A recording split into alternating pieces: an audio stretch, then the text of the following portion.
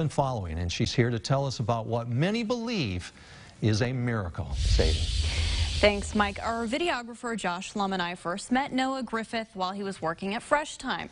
His big smile, extremely social and playful attitude was infectious each time we saw him.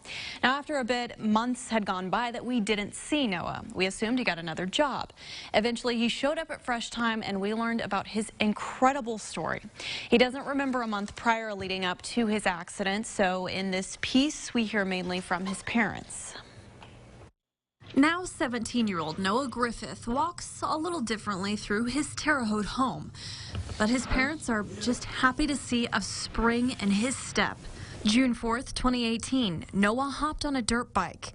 Little did anyone know it would be the last thing he did for a while. Noah's mother, Christy, was at work in Terre Haute when she noticed multiple missed calls from Noah's phone. And I picked up the phone and it wasn't Noah.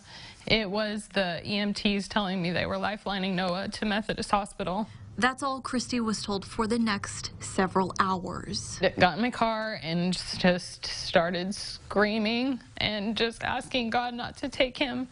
Christy and Noah's father, Jason, drove to Methodist Hospital still not knowing what happened to their son. They say it was the longest trip to Indianapolis, and things didn't get any better once they arrived. They sent 2 chaplains out at that time, and they were like Grim Reapers to us. It's safe to say that was a reflection of the situation. Noah had wrecked the dirt bike into a metal barn. He suffered 13 serious injuries, including head trauma, a collapsed lung, and a shattered leg. Doctors said he may have to lose. Medical staff knew if he had any chance of survival, they had to operate fast. Jason says it was a whirlwind of signing documents that entrusted strangers with their son's life. Every time we had to sign a paper, we had to sign it right after they said, and this could possibly kill him.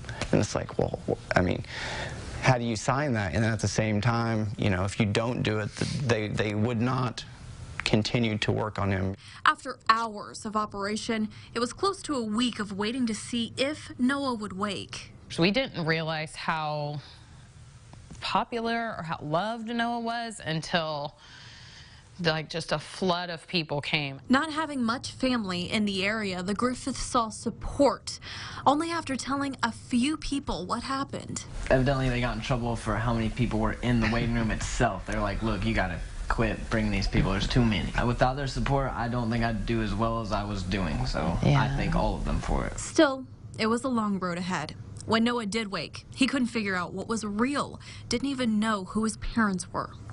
We were preparing ourselves for what if this is our reality. But little by little, Noah would peek through, respond to direction like giving a thumbs up. He was moved to the progressive care unit where his outlook brightened and he was responding to nurses' questions. This is when his parents realized the wonders of the human brain. He woke up one time and he was looking down at his completely broken body and he was like, this sucks. I'm going back to the beach house. And I was like, what? Like, you've been at a beach house? We laugh about it now, but I'm thankful that when he was, wherever he was okay. Noah says the beach house is one of his favorite spots in actual life.